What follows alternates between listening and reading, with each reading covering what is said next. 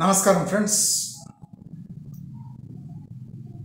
ఇవాళ ప్రముఖ న్యూస్ ఛానళ్ళలో ఇవాళ నుంచి ఫ్యూచర్ సిటీ గురించి ప్రభుత్వం గట్టి చర్యలు చేపడుతుంది. దాని డెవలప్మెంట్ కోసం ముందడుగులు పడుతున్నాయి. Future city master plan implement కాబోతుంది అని గట్టిగా ప్రముఖ న్యూస్ ఛానళ్ళు మనకు ఈ బైట్స్ వినిపిస్తున్నారు. ప్రాక్టికలీ ఫ్యూచర్ సిటీ అనేది ఆల్ అవుట్ టోటల్గా క్విడ్ ప్రో కో కింద వస్తుంది.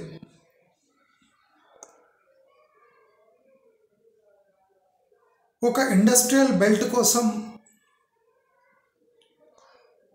గత ప్రభుత్వం ల్యాండ్ అక్విజిషన్ చేయడము టెక్నికలీ కరెక్ట్. అంటే ఒక ఇండస్ట్రీ కోసము, ఇండస్ట్రియల్ యూజ్ కోసం ప్రైవేట్ భూములను ప్రభుత్వం సేకరించి ఒక ఇండస్ట్రియల్ జోన్గా ప్రకటించి దాన్ని ముందుకు తీసుకుపోవడము క్విడ్ ప్రో కో కాదు. కేసీఆర్ తెలివిగా ఫ్యూచర్ సిటీ భూములను ఇండస్ట్రియల్ యూజ్ కోసమని సేకరించి కాలక్రమేణా దాన్ని కొద్దిగా పల్చబర్చి ఈ సేకరించిన భూములు ఈ ఇండస్ట్రియల్ పొల్యూషన్ కారణంగా 10% భూములు ఫార్మా కోసం వాడి మిగతాదంతా గ్రీన్ ఇండస్ట్రియలైజేషన్ అంటే కాలుష్య రహిత ఇండస్ట్రీస్కి, హౌసింగ్కి, ప్రైవేట్ పార్టీస్కి ధారాదత్తం చేసే ఒక గ్రాండ్ ప్లాన్ ఇంప్లిమెంట్ అయి సక్సెస్ఫుల్గా 13,000 పైచిలుకు ఎకరాలను కేసీఆర్ ప్రభుత్వం చాలా ఇంటెలిజెంట్గా సేకరించింది. ఈ సేకరణ క్విడ్ ప్రో కో కింద రాదు. నేను ఫ్యూచర్ సిటీ అనే ఒక నామకరణం తర్వాత ఖచ్చితంగా ఫ్యూచర్ సిటీ ప్రభుత్వం అనుకున్నట్టు సక్సెస్ఫుల్ కాదు అని నేను ఇంత గట్టిగా ఎందుకు చెప్పగలుగుతున్నాను? ప్రాక్టికల్గా ఫ్యూచర్ సిటీ లాంటి ఏరియాని క్విడ్ ప్రో కో లేకుండా న్యాచురల్గా ఎలా డెవలప్ చేయాలి? జాగ్రత్తగా వినండి. నేను ఇంత బలంగా ఫ్యూచర్ సిటీ ప్రభుత్వం పట్టుబట్టినా డెవలప్ కాదు. నేను ఇంత బలంగా ఎందుకు చెప్పగలుగుతున్నా? ఎందుకంటే the acquired 13,000 acres which is already in the pocket of government and the balance 12,000 odd acres proposed in phase 1 of future city మొత్తం క్విట్ ప్రోకో కింద పోతుంది. అంటే లీగలీ సవాల్ చేస్తే బిట్ బై బిట్ ప్రభుత్వం చేసిన పనులు లీగల్గా నిలబడవు. కేసీఆర్కి రేవంత్ రెడ్డి డిసిషన్స్కి అంత డిఫరెన్స్ ఉంది. జస్ట్ ఇమాజిన్ చేయండి, ఫ్యూచర్ సిటీ కోసం 13,000 పైచిలుకు ఎకరాలు ఒక ఇండస్ట్రియల్ యూజ్ కోసం తీసుకున్నారు. బట్ ఫ్యూచర్ సిటీ అంటే దాంట్లో క్లారిటీ లేదు. అసలు ల్యాండ్ అక్విజిషన్ చేసి కమర్షియల్గా ఒక ఏరియాని ఎక్స్ప్లాయిట్ చేయటం మన భారతదేశపు ల్యాండ్ అక్విజిషన్ యాక్ట్కు చాలా విరుద్ధం. మిక్స్డ్ యూజ్ అంటే ఏమి అని క్లియర్గా డిఫైన్ చేయాలి. ఫ్యూచర్ సిటీ ఇంప్లిమెంట్ కాదు అనడానికి ఒక ముఖ్య కారణం 90% of present top tier builders are అంటే వాళ్ళు బద్ద వ్యతిరేకంగా ఉన్నారు ఫ్యూచర్ సిటీకి.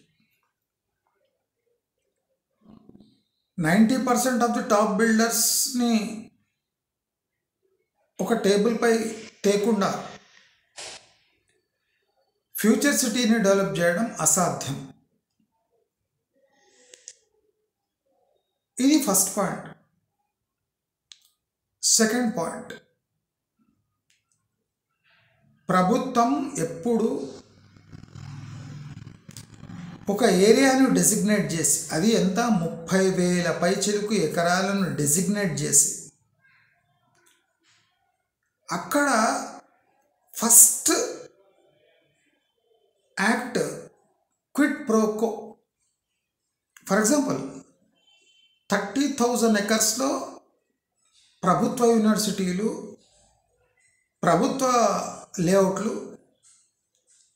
ప్రభుత్వ కాలనీలు, ప్రభుత్వ కాలేజీలు, ప్రభుత్వ యూనివర్సిటీలు, అన్ని ప్రభుత్వం, సెంట్రల్ యూనివర్సిటీస్, డిఫెన్స్ కోసం ల్యాండ్ అలొకేషన్స్, మీరు ఎన్నైనా ప్రభుత్వానికి కావాల్సిన ఇన్ఫ్రాస్ట్రక్చర్ మీరు ఎంత డెవలప్ చేసినా అది క్విట్ ప్రోకో కింద రాదు. కాంగ్రెస్ ప్రభుత్వం ఏం చేసింది, రాగానే 5 మంది పెద్ద ఫార్మా కంపెనీలను పిలిచి ఒక్కొక్కరికి 50 ఎకరాలు అప్పగించింది. ఎవరైనా హైకోర్టులో పిల్లేస్తే ఈ 5 అలొకేషన్స్ అంటే 250 ఎకర్స్ రద్దయిపోతాయి. 50 ఎకరాలు ఒక్కొక్కరికి వాళ్ళు ఎంప్లాయ్మెంట్ కలిగిస్తారనే హామీ బేస్డ్ మీద మీరు అలొకేట్ చేయడం చట్ట విరుద్ధం, రాజ్యాంగ విరుద్ధం. ఒక పిల్లు పడితే 5 క్యాన్సిల్ అవుతాయి. అంత వీక్గా ఉంది first move.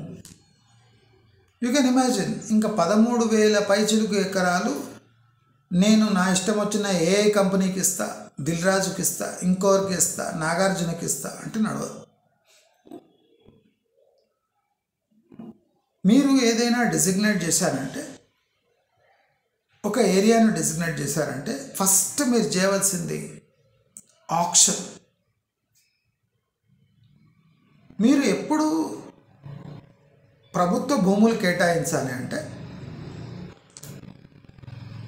Mass employment create చేసి, ఆ మాస్ ఎంప్లాయ్మెంట్ వల్ల ఆ ఏరియా డెవలప్ అవుతుంది అనే కంపెనీకి మాత్రమే కొద్దిగా సబ్సిడీపై ల్యాండ్లు ఇవ్వాలి. కానీ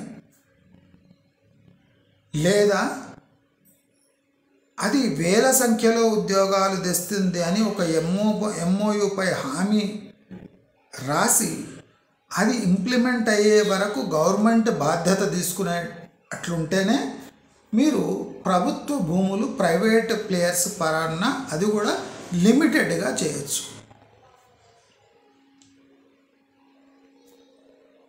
అది ఎట్లుండాలి? ఎఫ్డిఐ ఇన్వెస్ట్మెంట్ వస్తుంది అంటే దానికి సడలింపులు ఉంటాయి. ఇప్పుడు వీళ్ళు ఏం చేసినారు, ఆర్ఎడ్డి ల్యాబొరేటరీస్ వాళ్ళు వీళ్ళు అరబిందో వాళ్ళ నలుగురు ఐదుగురు తీసుకొని వచ్చారు. తీసుకొని వచ్చి ఒక్కొక్కరికి 50 ఎకరాలు ఇచ్చారు. ఇప్పుడు నేను కూడా అడుగుతా, నాకు 10 acres ఇవ్వండి, నేను కూడా ఫార్మా కంపెనీ తీస్తా అంటే ఇస్తారా? ఇయర్. ఎవడైనా దానిపై పిల్లేస్తే క్యాన్సల్ అయిపోతుంది. 250 ఎకరాలు మళ్ళీ గవర్నమెంట్ చేతికి వస్తాయి. ఎంప్లాయ్మెంట్ సాకుతో మీరు వేల కొద్దీ వందల కొద్దీ ఎకరాలు మీకు రాజ్యాంగం అనుమతించదు. అదే మీరు 13,000 acres హెచ్ఎండిఏ లేఅవుట్ చేస్తా అంటే ఇచ్చేస్తుంది పర్మిషన్. అంటే రైతులతో పార్ట్నర్షిప్తో నేను 13,000 ఎకరాలు నేను హెచ్ఎండిఏ లేఅవుట్ చేసి పడేస్తున్నా అంటే హ్యాపీగా కోర్టు రాజ్యాంగం అనుమతిస్తుంది. కానీ ఇక్కడ ప్రభుత్వం ఏం చేస్తుంది, గోల్ఫ్ కోర్స్ కోసం 200 ఎకరాలు కేటాయిస్తుంది. ఇప్పుడు నేనే గోల్ఫ్ కోర్స్ డెవలప్ చేస్తా అంటే ఇస్తుందా? గోల్ఫ్ కోర్సుకు ప్రజా సంక్షేమానికి ఏం లింక్ ఉంది? ఇప్పుడు గోల్ఫ్ కోర్స్ అలొకేట్ చేస్తే ఒక పిల్లేస్తే గోల్ఫ్ కోర్స్ రద్దవుతుంది. కానీ స్కిల్ యూనివర్సిటీ రద్దు కాదు. ఎందుకు? స్కిల్ యూనివర్సిటీ ప్రభుత్వ ప్రేరేపిత యూనివర్సిటీ కాబట్టి అక్కడ ప్రభుత్వమే చొరవ తీసుకొని ఒక యూనివర్సిటీ కడుతుంది కాబట్టి దీంట్లో ప్రభుత్వానికి ప్రైవేట్ లబ్ధి ఏం చేకూరుతలేదు కాబట్టి స్కిల్ యూనివర్సిటీ మాత్రం అలొకేట్ అవుతుంది. చాలామందికి ఈ విషయం తెలియక future city development plan, future city development అథారిటీకే అథారిటీ ఉండదు. ఫ్యూచర్ సిటీ మొత్తం కేసులు పడి వీళ్ళు అనుకున్నట్టు ఏ పని ముందర సాగకుండా మన హైదరాబాద్ టాప్ బిల్డర్స్, లాస్ట్ పాలించిన పార్టీ, సెంట్రల్ గవర్నమెంట్, ప్రైవేట్ వ్యక్తులు కలిసి అసలు ఈ ప్రాజెక్టు అసలు పట్టాలెక్కకుండా ఆపేస్తారు. మోస్ట్ స్టూపిడెస్ట్ థింగ్ ఏమంటే మెట్రో రైలు విస్తరణ. పాపులేషన్ అసలే లేని అంటే థిక్లీ పాపులేటెడ్ ఉన్న చోటే మెట్రో రైలు 60,000 కోట్ల అప్పు చేసుకొని కూర్చుంది. దాంట్లో అంటే ఇప్పుడు అయిన అప్పే 6,000 కోట్లు. టోటల్ ప్రాజెక్ట్ కాస్ట్ కాదు, ఇప్పుడు రన్నింగ్ కాస్టే 6,000 కోట్ల నష్టంలో ఉంది మెట్రో రైల్. అది కాకుండా ఇప్పుడు ప్రతి ఒక్క ఎక్స్పాన్షన్ అది లాస్లో పోతుంది మెట్రో రైల్. అలాంటి టైంలో పాపులేషన్ లేని చోట మీరు మెట్రో పిల్లర్లు వేస్తున్నారు అంటే అది కూడా క్విట్ ప్రోకో కింద వస్తుంది. Taking up a project without feasibility means there is something very fishy within the government that it is taking up a project which is financially non-viable. So this is quid pro quo. Skill University quid pro quo. Metro rail is a quid pro quo.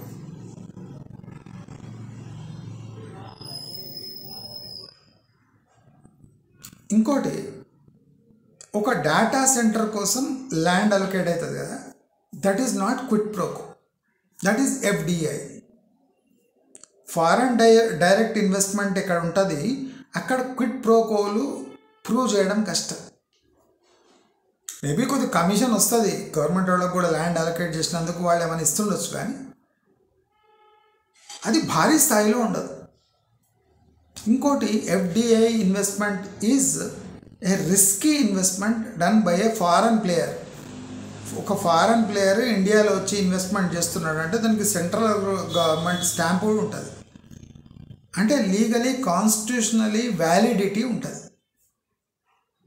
నేను మీ అందరికీ అర్థమయ్యేలా చెప్తున్నా, ఏదేది quid pro quo ఏదేది కాదు.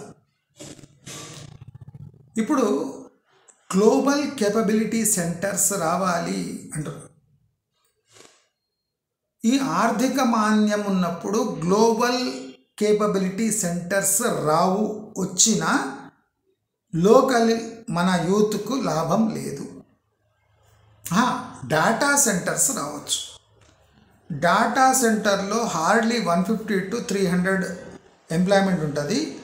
Data centre ఒక country నుంచి తీసుకోవడం కానీ కంట్రీకి తిరిగి ఇవ్వడం ఏమీ ఉండదు. ఫర్ నేమ్ సేక్ ఒక డాటా సెంటర్ పడిందంటే ఒక ఊరికి పడ్డంత కరెంటు,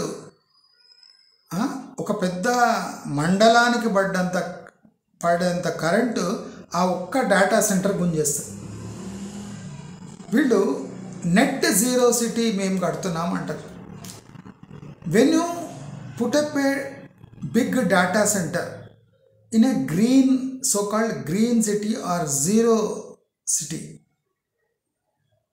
మోస్ట్ ఇన్విజిబుల్ పొల్యూషన్ అంతా డేటా సెంటర్స్. ఎందుకంటే high amount of carbon emit అవుతుంది,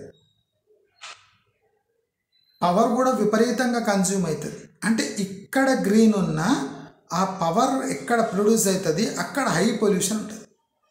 అంటే వీళ్లకు కరెంటు సరఫరా చేయడానికి చాలా రూల్స్ బ్రేక్ చేసి లోకల్ పాపులేషన్కి కరెంటు తగ్గించి ఈ డేటా సెంటర్కి సబ్సిడీ మీద కరెంట్ ఇవ్వాల్సి వస్తుంది. కరెంటు కూడా ఎట్లా, స్పెషల్ గ్రిడ్ సహాయంతో ఇవ్వాలి. ఎందుకంటే అన్ఇంటరప్టెడ్ పవర్ ఉంటే కానీ ఈ డేటా సెంటర్ విడిపెట్టాడు. Data centre means a center which controls the global operations without any hitch from a safe and designated place. దీనివల్ల ఒక కంట్రీకి కానీ ఒక స్టేట్కి కానీ విపరీతమైన ఎంప్లాయ్మెంట్ బేస్డ్ లాభాలు, జిఎస్టీ బేస్డ్ లాభాలు, సాఫ్ట్వేర్ ఎక్స్పోర్ట్స్ లాంటి ఫారిన్ ఎక్స్చేంజ్ రావటాలు ఇవన్నీ ఉండవు. This is the reality of data centres. అమెరికాలో డాటా సెంటర్స్ని వ్యతిరేకిస్తారు. ఎందుకంటే invisible carbon emissions, invisible pollution, high amount of power usage on subsidised, అంటే సబ్సిడీ పొందిన కరెంట్ యూసేజ్ హై లెవెల్లో. అది కూడా అంటే ఒక ప్రైవేట్ ప్లేయర్ కరెంట్ పబ్లిక్లో కొనుక్కొని డేటా సెంటర్ రన్ చేయలేడు. ఆయనకు కంపల్సరీ ఒక గవర్నమెంట్ బ్యాక్డ్ పవర్ ప్లాన్ కావాలి. ప్రైవేట్ పరంగా ఒక పవర్ ప్లాంట్ పెట్టి దాంతో డేటా సెంటర్ నడిపిస్తే ఆ డేటా సెంటర్ విపరీతమైన కాస్ట్తో కూడుకుంది అవుతుంది. అది ఏ ప్రైవేట్ ప్లేయర్ చేయడు. ఫర్ ఎగ్జాంపుల్, ఆఫ్రికాలో ఎవడైనా నేను ఉచిత కరెంట్ ఇస్తాను నీ డేటా సెంటర్ పెట్టుకో అంటే ఆఫ్రికాకు పోయి డేటా సెంటర్ పెట్టుకుంటాడు. అంటే power intensive, non labour intensive thing is power, అది డేటా సెంటర్. అంటే ఒక సిటీని మేము ఇక్కడ పెడుతున్నాం అనేదే ఫస్ట్ క్విట్ ప్రోకో. అదే 30,000 ఎకరాలు నేను టోటల్ ఇండస్ట్రీస్కి ఆక్షన్లో అలొకేట్ చేస్తున్నా అంటే సబ్సిడీ, నేను పవర్ ఫ్రీగా ఇస్తా, నో ప్రాబ్లం. మీరు చూడండి, వెస్ట్ హైదరాబాదులో చాలా పెద్ద హైరైజెస్కి అంటే అతి తక్కువ ఖర్చులో మన గోదావరి, కృష్ణ, మంజీరా లాంటి జలాలను వాళ్ళకు నియర్లీ ఉచితంగా ఇస్తున్నారు లాస్ట్ టైం.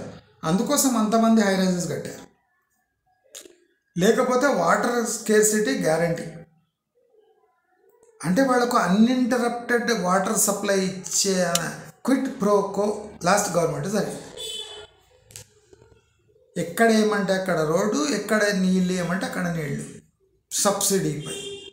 ఒక హై రైజ్కి ప్రభుత్వం సబ్సిడీ ఎందుకు ఇవ్వాలి? అదేమన్నా సొసైటీ బేస్డ్ డెవలప్మెంట్ ప్లానా? ఒక సిటీకి హైప్ ఇవ్వడానికి నీవు ఒక హై రైజ్కి అంత చేయవలసిన అవసరం లేదు. అది క్విట్ ప్రోకో కింద వస్తుంది. కేసులు వేస్తే ఆ హై రైజ్ ఇన్వాలిడ్ అయిపోయి ఇల్లీగల్ అయిపోతుంది. లేకపోతే నీళ్ళు అవన్నీ కట్ చేసేసి మీరే ఆ నీళ్ళని అరేంజ్ చేసుకోండి అని హైకోర్టు ఉత్తర్వులు జారీ చేసే ప్రమాదం ఇప్పటి హై రైజ్లకు ఉంది. ప్రభుత్వం out of turn, out of power, out of designation అంటే డెసిగ్నేటెడ్ పవర్స్ని ఉల్లంఘించి ఏదైనా చేసింది అంటే అది క్విట్ ప్రోకో కింద వస్తుంది. ఫ్యూచర్ సిటీ మొత్తం క్విట్ ప్రోకోనే. మీ ప్లాన్ మీ ఊహకు అందితే సరిపోదు. ఆన్ గ్రౌండ్ ఏదైనా ఫైనాన్షియల్ ఫీజిబిలిటీ రిపోర్ట్ సాటిస్ఫాక్టరీ ఉంటే కానీ సెంట్రల్ గవర్నమెంట్ కానివ్వండి, బ్యాంక్స్ కానివ్వండి, ప్రైవేట్ ప్లేయర్స్ కానివ్వండి అక్కడ డబ్బులు పెట్టారు.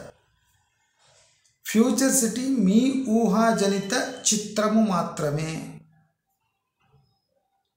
మీరు ఫ్యూచర్ సిటీ రద్దు చేసి ఆ 30,000 ఎకరాలు మేము టోటల్ ఇండస్ట్రియల్ జోన్గా ప్రకటించి ఆక్షన్ చేసి ఇండస్ట్రీస్కి మాత్రమే యూజ్ ఉండాలి అని మేము ఆక్షన్ చేస్తామంటే హ్యాపీగా ఎవడైనా అలకేట్ చేస్తాడో, ఎవరైనా ఆదరిస్తాడు.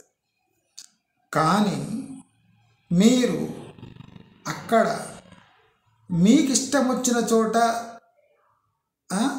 రిక్రియేషన్ జోన్స్, మీరు ఇష్టం వచ్చిన చోట హౌసింగ్ జోన్స్, మీ ఇష్టం వచ్చిన చోట ఎంటర్టైన్మెంట్ జోన్స్ పెడతామంటే అది పబ్లిక్కి యూజ్ అయ్యే వస్తువు కాదు. అది పబ్లిక్ డెవలప్మెంట్ కోసం చేసే ప్రాజెక్టు కానే కాదు.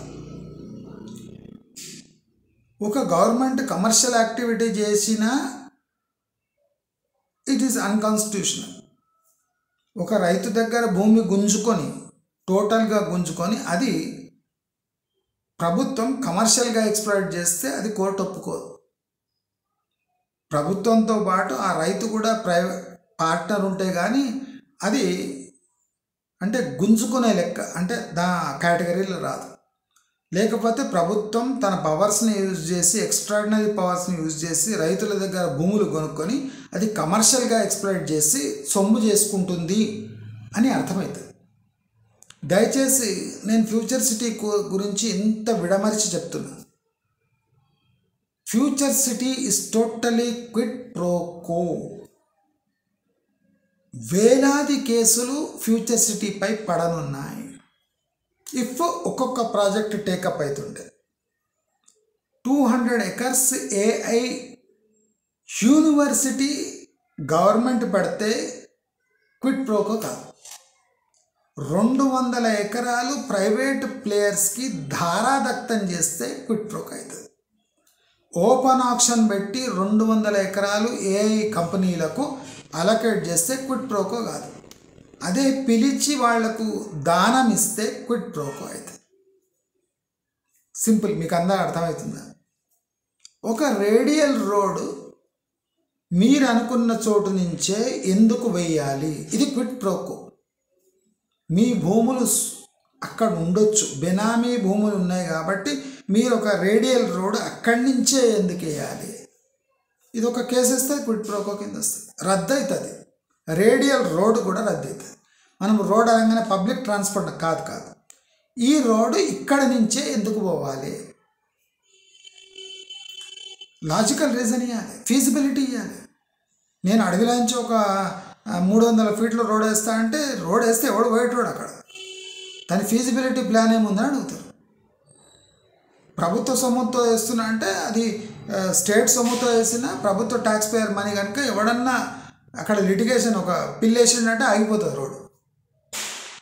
Until government proves that road that they are laying is for అంటే కరెక్ట్ యూజ్, ఇక్కడ మాకు ఏమి అంటే ప్రైవేట్గా లబ్ధి చేకూర్తలేదు ఎవరికి అని ప్రూవ్ చేయాలి. లేకపోతే ఈ ల్యాండ్ నుంచే ఎందుకు తీసుకుపోతుండ్రు, వీడికి మీకు ఏమన్నా లింక్ ఉందా అని అడిగే హక్కు ఎవరికైనా ఉంది. కేసు వేసే హక్కు అందరికీ ఉంది.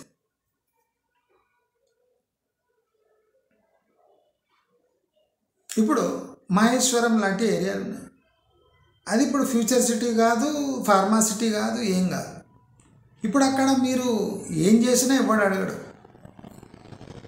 ఇప్పుడు ప్రైవేట్ ల్యాండ్స్ ఉంటాయి, వాడు ఇన్ఫోసిస్ని పిలవచ్చు, టీసీఎస్ని పిలవచ్చు, మైక్రోసాఫ్ట్ని పిలవచ్చు, వాడి ల్యాండ్ ఇచ్చేయచ్చు.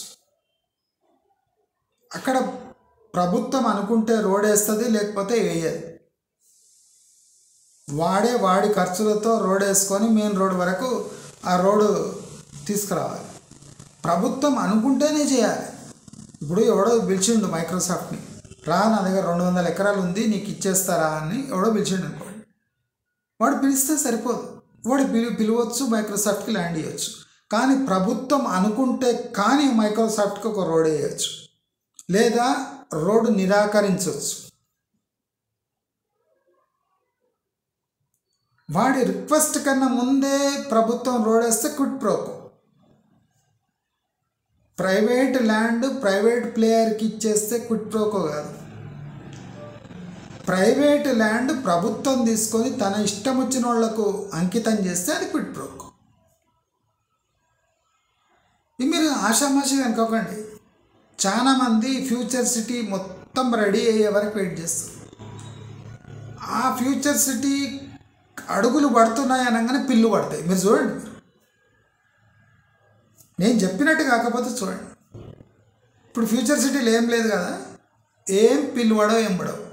రోడ్స్ స్టార్ట్ అయినాయి కదా, ఇప్పుడు ఏ ఏరియా నుంచి రోడ్స్ పోతున్నాయి చూసుకొని పిల్స్ స్టార్ట్ అవుతాయి. కోర్టులో పిల్లు పడుతుంది, ఆ ప్రాజెక్ట్ ఆగిపోతుంది.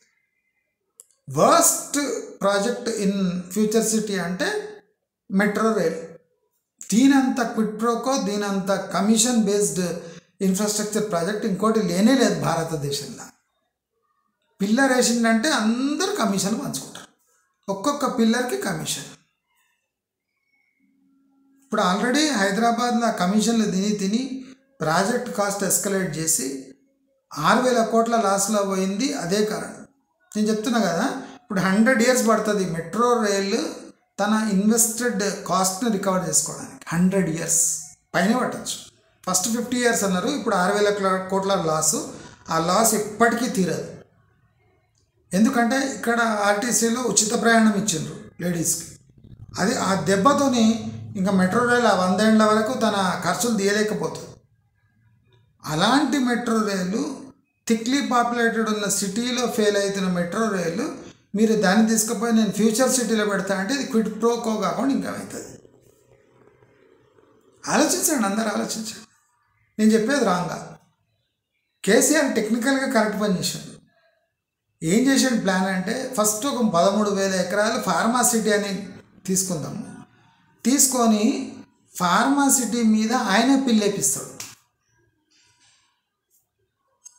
నేను అందుకోసం అప్పుడు ఫార్మా సిటీ వ్యతిరేకించిన. ఎందుకంటే ఫార్మా సిటీ కింద 13,000 ఎకరాలు ప్రభుత్వం సేకరిస్తుంది.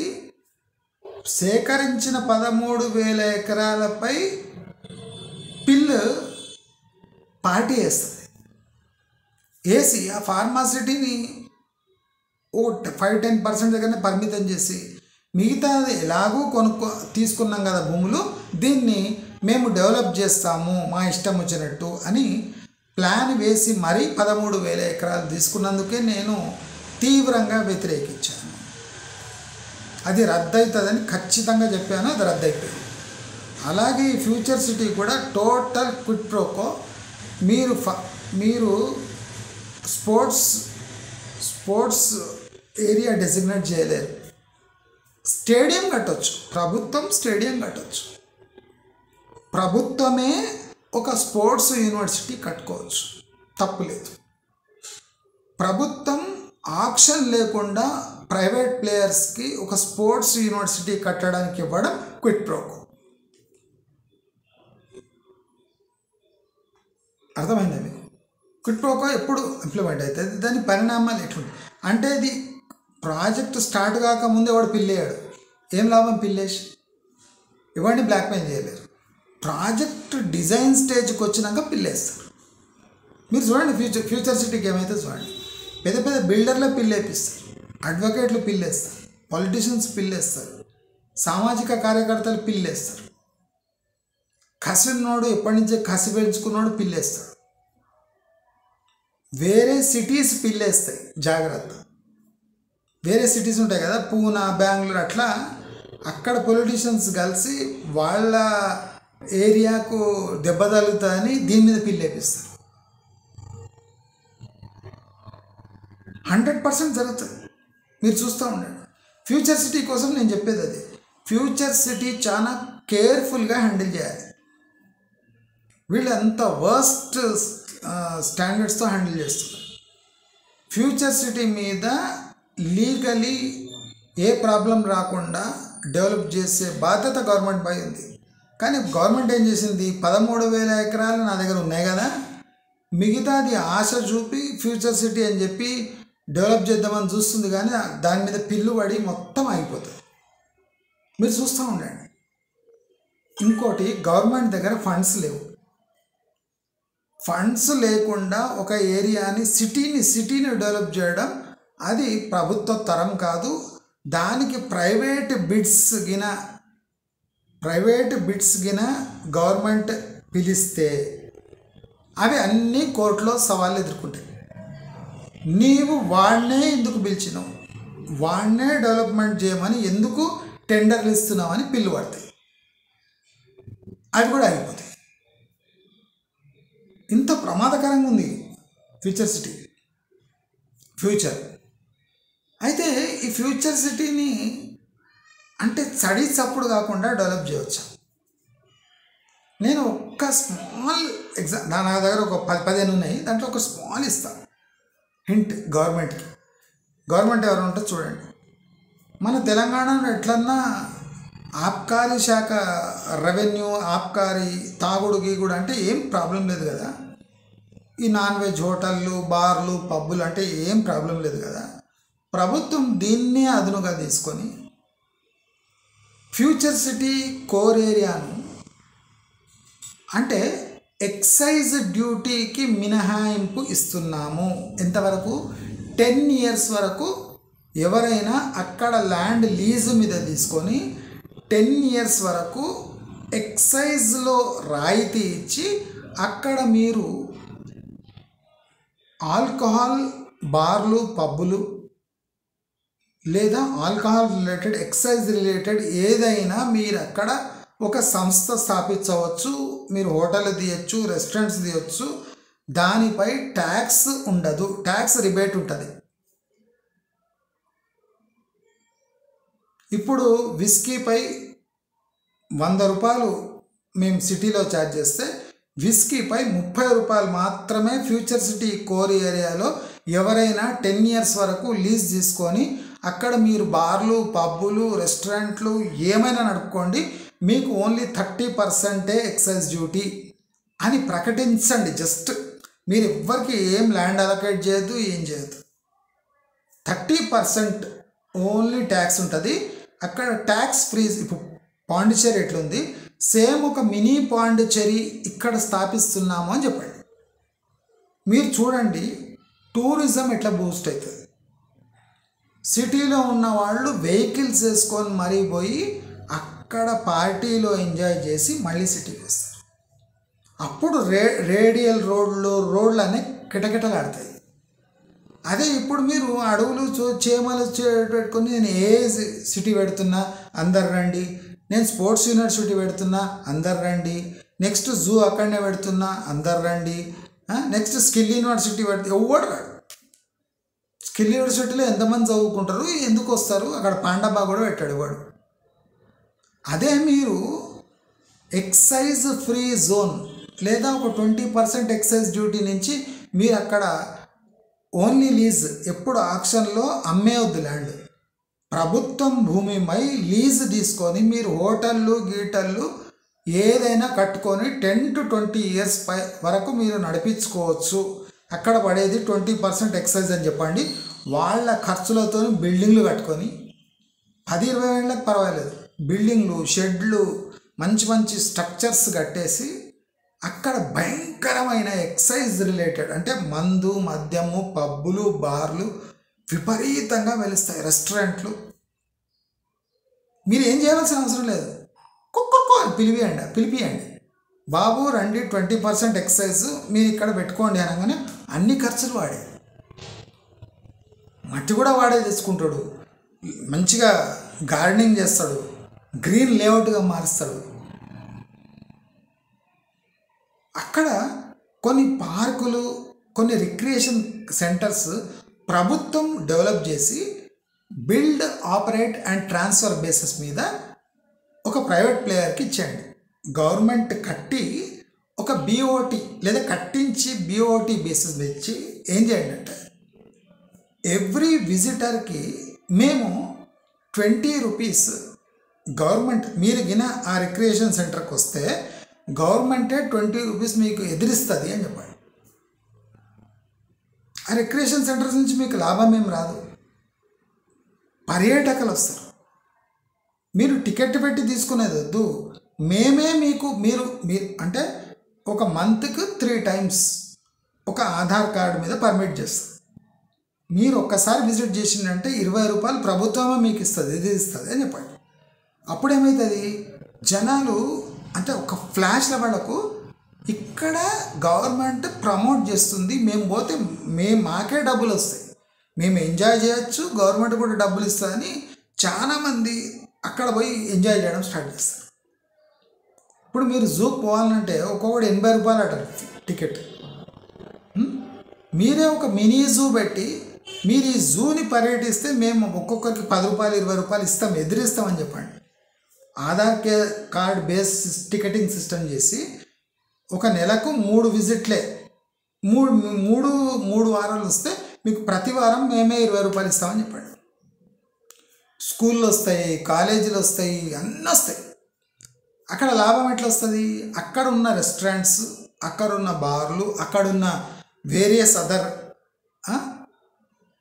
ఈటరీస్ లేదా కూల్ డ్రింకు, వేరియస్ అదర్ ఎంటర్టైన్మెంట్కి సంబంధించిన ఫుడ్ రిలేటెడ్ అన్నీ ఫుల్ బిజినెస్ అవుతాయి.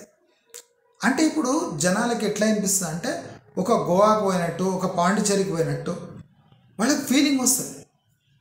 అరే మనం ఇక్కడ కూర్చొని 20 బాటలు తాగే కన్నా మనం జస్ట్ ఫ్యూచర్ సిటీలో పోతే రోజంతా ఫుల్ ఎంజాయ్ చేసినా మనకు 20% ఎక్సైజ్ డ్యూటీ మీద మనకు చీప్గా లిక్కర్ దొరుకుతుంది, చీప్గా అన్నీ దొరుకుతాయి.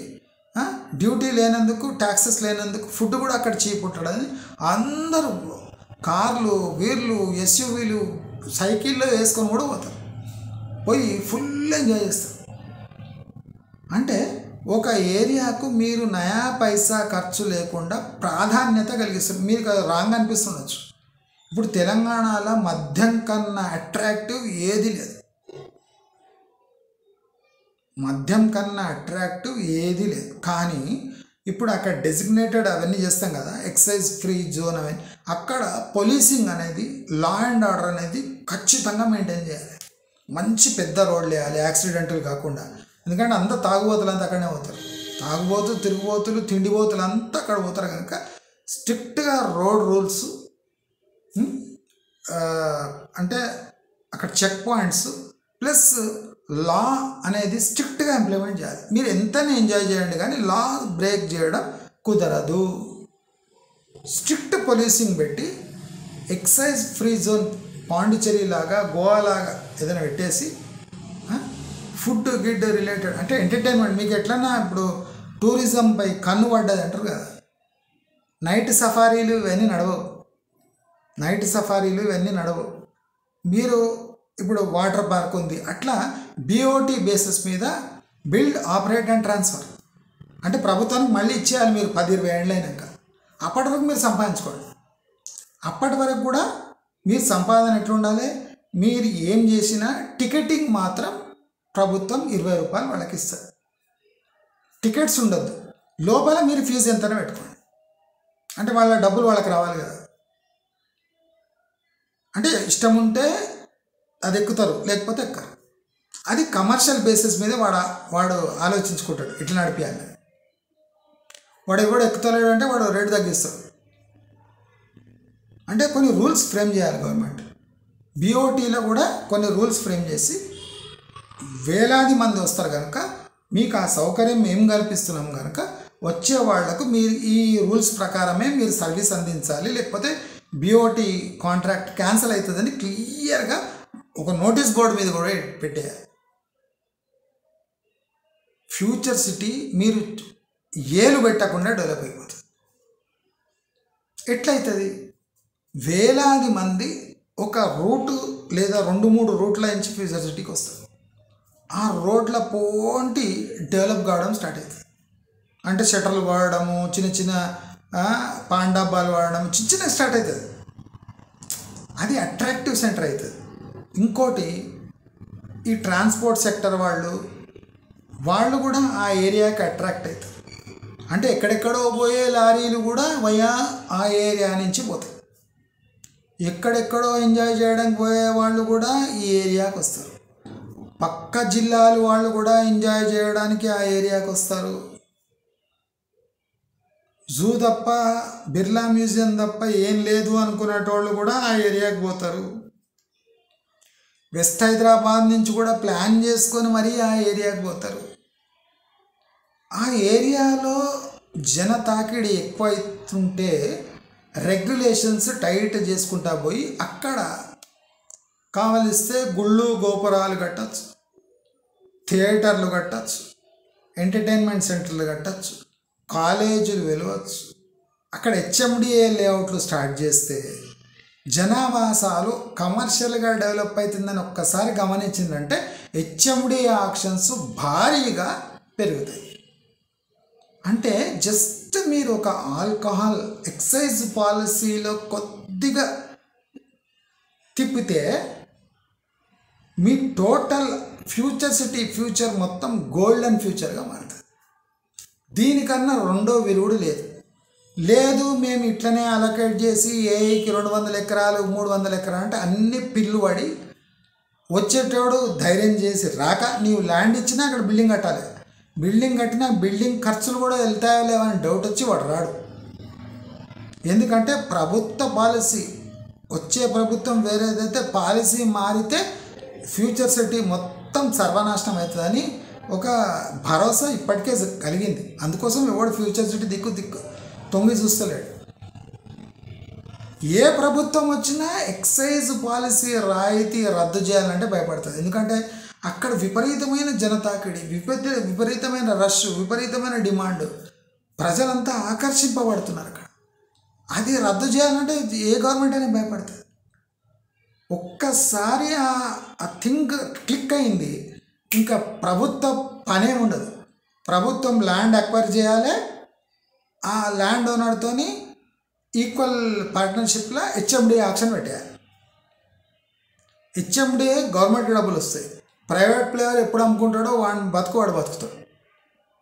అంటే క్విట్ ప్రోకో కేసెస్ కాకుండా ఇది ప్రైవేట్ పార్టీకి లబ్ధి పరచడానికి ఫ్యూచర్ సిటీ కడుతున్నామని లీగలీ ప్రూవ్ చేయకుండా చేయాలంటే నేను చెప్పిన మార్గం ఒకటే చీపెస్ట్ వే. మీరు అనుకున్నారు ఇప్పుడు ఆ తాకిడి చూసి మెట్రో రైల్ వేయండి అని జనాలే అంటారు. ఎక్సైజ్ ఫ్రీ జోన్కి మీరు మెట్రో రైల్ వేయండి, కిక్కిరిసిపోతుంది. లీవ్లు పెట్టుకొని మరీ ఆ ఎక్సైజ్ ఫ్రీ జోన్కి పోతారు. మీరు ఒక్కసారి ఒక చిన్న ఎక్స్పెరిమెంట్ చేసి చూడండి, అద్భుతమైన ఫలితాలు ఉంటాయని మన ఛానల్ తరఫున నేను హామీ ఇస్తున్నాను. డెఫినెట్లీ గవర్నమెంట్ నేను చెప్పింది గ్యారంటీ ఇంటుంటుంది. ఇంప్లిమెంట్ చేస్తే చీప్గా ఫ్యూచర్ సిటీ పబ్లిసిటీ అవుతుంది. ఫారెన్ నుంచి కూడా జనాలు వచ్చి ఫ్యూచర్ సిటీలో ఎంజాయ్ చేసే ఛాన్సెస్ పుష్కలంగా ఉన్నాయి. ఈ ప్లాన్ బహుశా వేరే సిటీస్ కూడా కాపీ చేసే 100% ఛాన్సెస్ ఉన్నాయి.